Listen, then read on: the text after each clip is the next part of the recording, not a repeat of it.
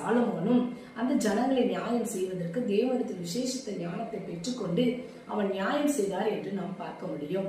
நாம் சிறு வயதிலே தமிழ் புத்தகங்களிலே நீதி கதைகளை அநேகமாய் படித்திருப்போம். அந்த நீதி கதைகளிலே ஒரு கதை வரும்.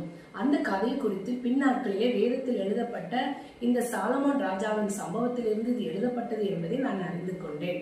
அது என்னவென்றால், 2 பெண்கள் தன்னுடைய சிறு குழந்தைகளோடு கூட இரவு தூங்குகிறார்கள். இப்படி தூங்கும் போது இரவிலே ஒரு குழந்தை மேலே ஒரு பெண் உருண்டு படுத்ததுனால இந்த குழந்தை இறந்து விட்டது. காலையில எழுந்தவுடன் ஒரு பெண் அந்த உயிரோடு இருக்கும் குழந்தையை எடுத்துக்கொண்டு இதுதான் என் குழந்தை என்று சொன்னாள். அப்போ உயிரோடு இருக்கும் அந்த குழந்தையுடைய தாய், இல்லை இது என்னுடைய குழந்தை என்று சொல்லுகிறாள். இது நிமித்தம் 2 பேருக்கும் நடுவிலே சண்டை வருகிறது. இந்த பிரச்சனைகளை நியாயம் செய்வதற்கு அவர் சாலமோன் ராஜாவிடம் செய்கிறார். சாலமோன் ராஜாவோ அதை சரியாக நியாயம் செய்தார்.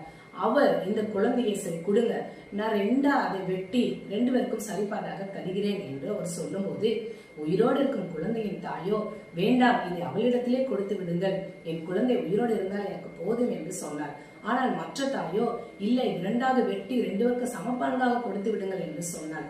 அப்பொழுதுதான் சாலமோனுக்கு ஞானம் வந்ததுனாலே அந்த குழந்தையை வாங்கி உயிரோடு இருக்கும் அந்த தாயிடத்தில் கொடுத்து, இந்த குழந்தை இவளுடையது என்று அவர்கள் நியாயம் செய்தார் என்று நீதி கதையில நாம் வாசிக்கிறோம். அதை இந்த ராஜாக்கள் பகுதியில வாசித்து தெரிந்து கொள்ள முடியும். ஆகவே அருமையான தேவனுடைய பிள்ளைகளே, தேவனுடைய சமூகத்தில் இப்படி நீதியா நியாயம் செய்த அந்த சாலமோன் ராஜா ஒரு மனிதன் எப்படி நீதியாக வாழ வேண்டும் என்பதற்காக அனுதினமும் வாசிக்க வேண்டிய நீதிமொழிகளை அவர் எழுதி வைத்திருக்கிறார். அந்த